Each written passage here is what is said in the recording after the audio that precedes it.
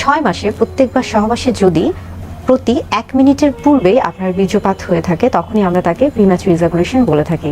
অর্থাৎ দেখা যাচ্ছে যে সহবাসের ক্ষেত্রে যদি 1 মিনিটের আগেই তার ইজাকুলেশন হয়ে থাকে তখনই তাকে আমরা প্রিম্যাচুর ইজাকুলেশন বলছি, এবং সেটা কিন্তু অবশ্যই 6 মাসে প্রত্যেকবার সহবাসে। কখন প্রিম্যাচুর ইজাকুলেশন হয়ে থাকে? আমরা যখন আসি যে আসলে ইজাকুলেশনটা কিভাবে হয়ে থাকে। ইজাকুলেশন খুবই স্বাভাবিক একটি প্রক্রিয়া।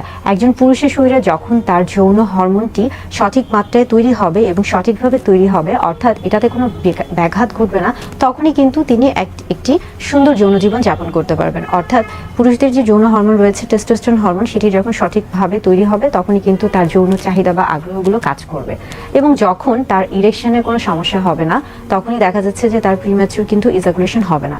কিন্তু যখন দেখা যায় যে এই যে টেস্টোস্টেরন হরমোন তৈরিতে সমস্যা বা তার ইরেকশনে বাধাগ্রস্ত হচ্ছে বা সে অন্যান্য কোনো না কোনোভাবে শারীরিকভাবে বা মানসিকভাবে বাধাগ্রস্ত হয়, তখনই তার কিন্তু প্রিম্যাচুর ইজাকুলেশন হয়ে থাকে।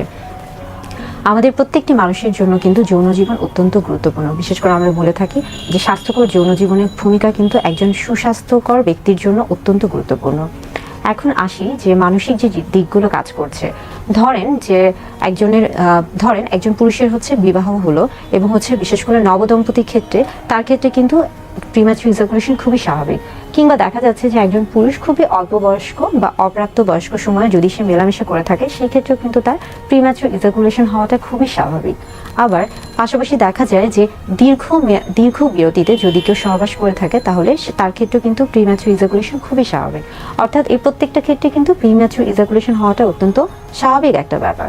আবার দেখা যাচ্ছে যে একজন পুরুষ যখন সারাদিন বেশ কিছু মানসিক চাপে থাকে, অর্থাৎ সারাদিনের ক্লান্ত শরীর এবং অনেক কাজে সে ব্যস্ত থাকে, কিংবা এমন কোনো চাপে থাকে যেটা কিনা হয়তো সে কারোর সাথে খোলামেলাভাবে বলতে পারছে না, অর্থাৎ তার মধ্যে কিন্তু সবসময় একটা মানসিক যন্ত্রণা কাজ করছে, সেই ক্ষেত্রেও সে যখন সহবাসে লিপ্ত হতে যাবে সেক্ষেত্রেও দেখা যেতে পারে যে তার প্রিম্যাচুর ইজাকুলেশন হতে পারে। এটা খুবই স্বাভাবিক একটা ব্যাপার।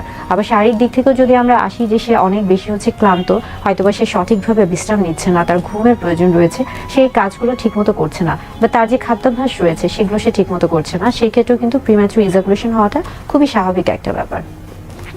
প্রিম্যাচুর ইজাকুলেশনের ক্ষেত্রে আমরা সবসময় বলে থাকি যে ধরুন আপনার মাথায় যদি থাকে, বিশেষ করে পুরুষদের ক্ষেত্রে অনেকের মধ্যেই থাকে যে আগে থেকেই চিন্তা করে যে হয়তোবা আমাকে অনেক বেশি সময় মেলামেশা করতে হবে, এই সময়টা অনেক বেশি হতে হবে, এই যে একটা ধারণা, একটা নেতিবাচক ধারণা থেকে সে কিন্তু সহবাসে লিপ্ত হওয়ার চিন্তা করছে। তো এই নেতিবাচক ধারণা যদি তার মধ্যে আগেই থেকে থাকে, সেই ক্ষেত্রেও কিন্তু তার একটা প্রিম্যাচুর ইজাকুলেশন হওয়ার সম্ভাবনা থাকে, এবং দেখা যায় যে এই ক্ষেত্রে তার যৌন জীবনটা অনেক সময় তার যে সঙ্গী রয়েছে তার প্রতি একটা নেতিবাচক প্রভাব ফেলে। প্রিম্যাচুর ইজাকুলেশন বা অতি দ্রুত বীর্যপাত খুবই স্বাভাবিক একটি প্রক্রিয়া। তবে আপনি যদি আপনার মানসিক এবং শারীরিক স্বাস্থ্যের যদি যত্ন নিয়ে থাকেন এবং এর ফলে আপনার এই সমস্যার ফলে আপনার সঙ্গীর কোনো সমস্যা হচ্ছে কিনা তার সাথে যদি খোলামেলা আলোচনা করে থাকেন, সেই ক্ষেত্রে কিন্তু এটার সমাধান খুবই সহজ হয়ে থাকে।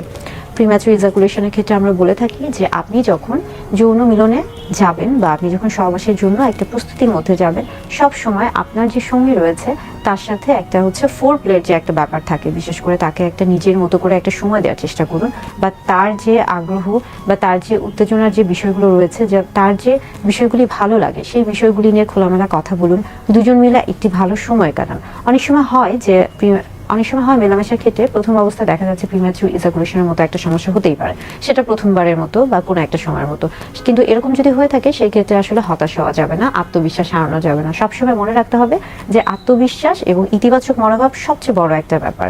অনেক সময় আমরা বলে থাকি যে এই ক্ষেত্রে যখন দেখবেন যে আপনি এরকম একটা সমস্যার সম্মুখীন হচ্ছেন, আপনি তখনই স্টপ অ্যান্ড স্টার্ট, আমরা বলে থাকি যে আপনি তখনই আপনার মনোভাবটা অন্যদিকে ডাইভার্ট করার চেষ্টা করুন। অর্থাৎ এখনই যে করতে হবে, এখনই যে যৌন মিলনে যেতে হবে, বিষয়টা কিন্তু এরকম না।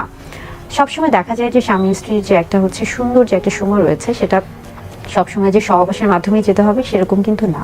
আপনি চাইলে আপনার সঙ্গীর সাথে সুন্দরভাবে খোলামেলাভাবে একটি সময় যাপন করুন, তার সাথে প্রয়োজনে তার সাথে আপনি গল্প করুন, বই পড়ুন, খোলামেলা কথাবার্তা বলুন, দুজনকে বোঝার চেষ্টা করুন, এবং পরবর্তীতে যখন দুজনের মনোভাব দুজনকে বুঝতে পারবেন বা দুজনের একটা ইতিবাচক মনোভাব তৈরি হবে, তখনই আপনারা সহবাসে লিপ্ত হন।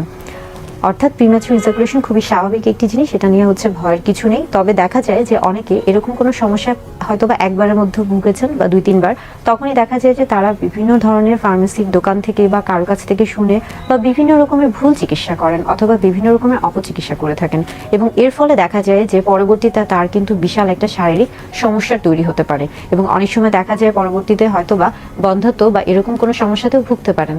তাই এরকম যদি আপনি মনে করেন যে আপনার প্রিম্যাচুর ইজাকুলেশনের সমস্যা আপনি ভুগছেন, তাহলে অবশ্যই আপনার সঙ্গীর সাথে খোলামেলা কথা বলুন এবং অবশ্যই একজন বিশেষজ্ঞ চিকিৎসকের পরামর্শ